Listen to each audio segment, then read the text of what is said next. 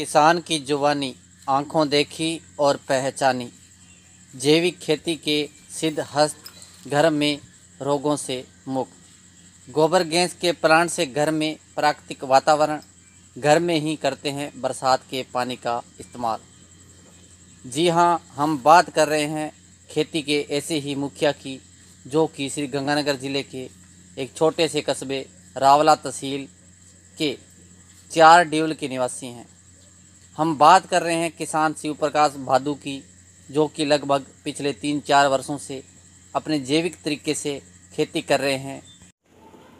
नमस्कार, स्वागत है आपका मुखियाजी.com पर। मैं आपके साथ शिवशंकर बिश्नोई। मुखिया जी एक ऐसा प्लेटफॉर्म जहां आपको हम आपके आसपास के मुखियाओं से रूबरू कराते हैं। आज ही हम ऐसे ही मुखिया के पास पहुंचे हैं जो कि खेती का मुखिया है। खेती का मुखिया इसलिए कह रहे हैं क्योंकि वह पिछले 3-4 सालों से जैविक खेती कर रहा है और जैविक खेती के साथ साथ वह वर्षा का पानी पीने और खेत में भी यूज कर रहा है। जी हाँ, हम बात कर रहे हैं रावला के पास के गांव 4 ड्यूल की। 4 ड्यूल के शिव प्रकाश जी भादू की ढाणी पहुँचे हैं। आज उनसे जानेंगे, इस मुखिया से जानेंगे इस खेती के बारे में विस्तार से। उन्होंने कहाँ से प्रेरणा ली और वो इसके लिए कितना उन्हें संघर्ष करना पड़ा। तो आइए चलते हैं शिव प्रकाश जी भादू के पास। पिछले 3 साल से, ये मेरा तीसरा साल है जैविक खेती को। मैं जैविक खेती कर रहा हूँ। रासायनिक खाद वगैरह, फर्टिलाइज़र, केमिकल्स वगैरह का कोई यूज़ नहीं कर रहा हूँ। घरेलू जो ये मैंने गोबर गैस प्लांट लगा रखा है, तो इसकी गैस हमारे को सिलेंडर की और आवश्यकता नहीं पड़ती। और जो सैलरी वगैरह निकलती है, ये खेत के अंदर जैविक खेती में हमारे को काम देती है। गोबर गैस प्लांट की जैविक खेती, कुदरती खेती, प्राकृतिक या नेचुरली खेती भी अपना इसको कह सकते हैं। ज़ीरो बजट की खेती भी कह सकते हैं। तो इससे हमारे जो नाना प्रकार की बीमारियां वगैरह फैल रही है, तो उसके मूल में यूरिया, डीएपी, जो केमिकल रासायनिक यही है। तो पिछले 3 साल से मैं जैविक खेती कर रहा हूँ। पिछले 1-2 साल, 3 साल, 4 साल तक थोड़ा उत्पादन कम ज़रूर होता है, लेकिन आज जो प्रतिस्पर्धा का युग है, तो लोग क्वालिटी पे ध्यान कम दे रहे हैं, क्वांटिटी पे ज़्यादा ध्यान दे रहे हैं। लेकिन ये मेरे को पता था भी नुकसान तो होगा, क्यों, नशे वाली बात है। जो आदमी नशा कर रहा है एकदम उसको बंद करते हैं तो नुकसान तो होगा। लेकिन फिर भी अब उत्पादन है वो धीरे धीरे ठीक हो रहा है। तो अच्छा उत्पादन भी अब होने लग गया है पहले से। आपको प्रेरणा कहाँ से मिली?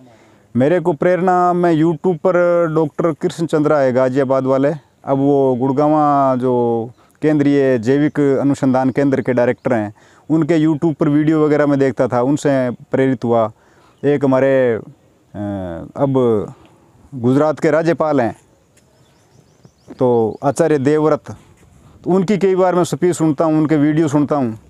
तो वो जैविक खेती के बारे में, उनका कुरुक्षेत्र में 200 एकड़ का फार्म हाउस है, डेयरी भी उन्होंने लगा रखी है। तो उनसे भी बहुत कुछ सीखा है, सुना है उनके वीडियो वगैरह, और काफ़ी मैं सुनता हूँ। प्रधानमंत्री मोदी जी भी बार बार यूरिया, केमिकल्स, इनके उपयोग को बंद करने की और जैविक खेती की बात करते हैं। उनसे प्रभावित होकर के और मैंने जैविक खेती करने का निश्चय किया। इसमें कितनी लागत आती है और बजट कितना उठा पाते हैं? इसमें लागत तो इतनी ज़्यादा नहीं आती, लेकिन इसमें मेहनत और हार्ड वर्क करना पड़ता है। लागत इतनी ज़्यादा नहीं आती। और एक इसमें मेन प्रॉब्लम है, वो मार्केटिंग की है। जैसे अब दूसरी फसल है, हम ले जाते हैं बाज़ार में, एमएसपी पे बिक जाती है, लेकिन इसका कोई अभी तक एमएसपी अलग से कोई निर्धारित नहीं किया हुआ है। तो सरकार इसका अगर कोई एमएसपी अलग से जैविक की निर्धारित करे तो हमारे को बहुत सहूलियत मिल सकती है। इसके अलावा आपने क्या क्या उपकरण तैयार किए हुए हैं जैविक खेती के अलावा?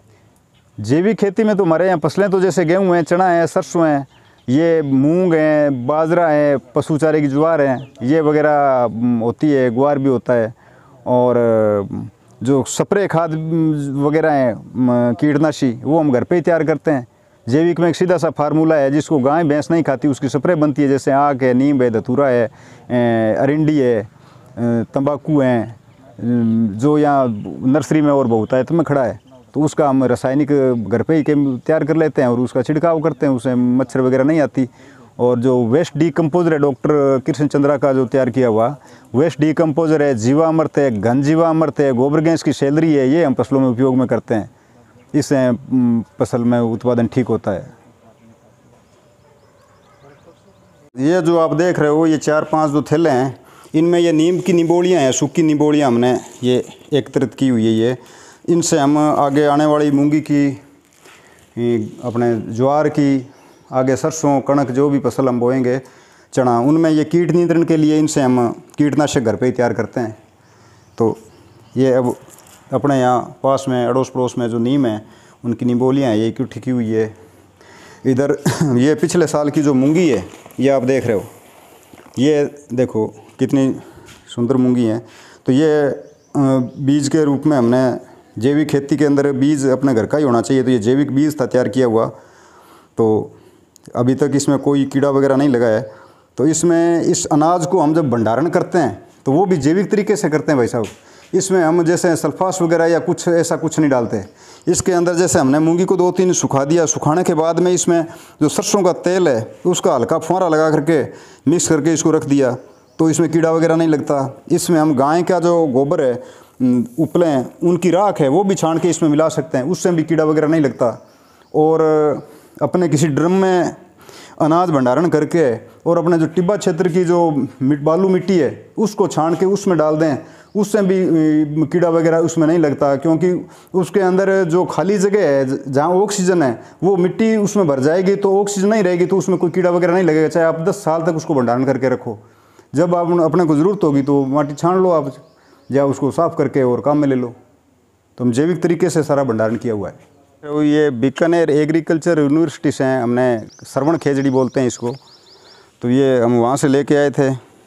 इसकी विशेषता ये है कि एक तो इसका बड़ा कद नहीं होता जितना दूसरे खेजड़ों का होता है, इसका कद 7-8 फुट का ही होता है, जैसे किन्नू का पौधा होता है वैसे। और ये झाड़ीनुमा होती है, एक इसके कांटे वगैरह बिल्कुल नहीं होते, ये देख रहे हो आप, कहीं एक भी कोई कांटा नहीं है।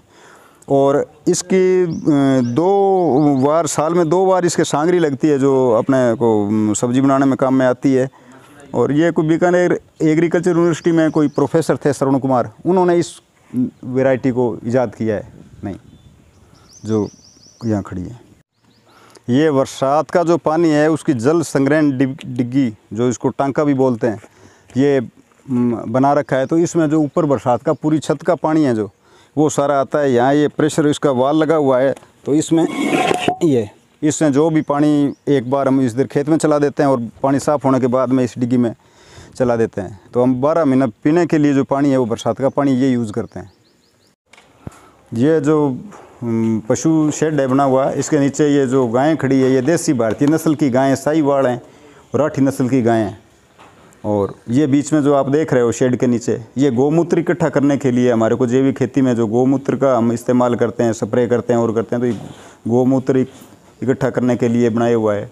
और वहाँ वो आगे आप देख रहे हो उस साइड में वो गोबर गैस डालकर, और जो उस अंदर उस हॉल के अंदर जाता है वो गोबर गैस हम वहाँ उस कोने में जो बना हुआ है उसमें डालते हैं, वहाँ से उस पानी के द्वारा उसको सीधा अंदर चला जाता है उसमें। ये 2 साल हो गया पूर्व में हमने स्थापित किया था। और इसमें भारत सरकार का जो खाद्य ग्रामोद्योग मंत्रालय वो सब्सिडी भी देता है किसानों को जो बायोगैस लगाता है। तो इससे ये गैस है पाइपलाइन के द्वारा अंदर रसोई में जाती है और उससे हम खाना बनाते हैं, उसका यूज़ करते हैं।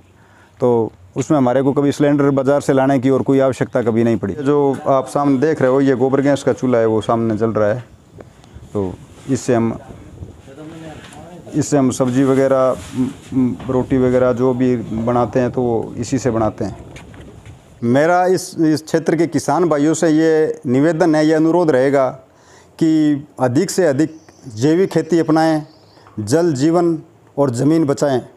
आओ चलें प्रकृति की ओर।